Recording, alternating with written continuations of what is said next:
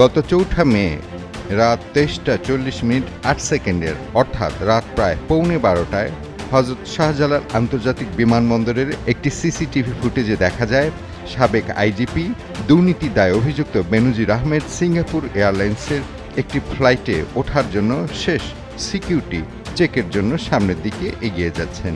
তার পরনে ছিল সোনালি রঙের একটি হাফ শার্ট এবং অ্যাশ কালারের প্যান্ট এবং কালো পাদুকা পরা।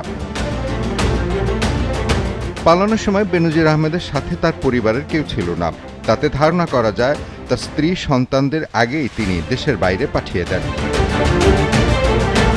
সিঙ্গাপুর এয়ারলাইন্সে ওঠার শেষ নিরাপত্তার তল্লাশির স্থানে দেখা যায় বেনজির আহমেদ তার শারীরিক তল্লাশি শেষ না করে পাসপোর্ট হাতে সামনে দাঁড়িয়ে থাকেন আর তার হ্যান্ড লাগেজের নিরাপত্তার তল্লাশি শেষ করে বেনজির আহমেদের হাতে দেন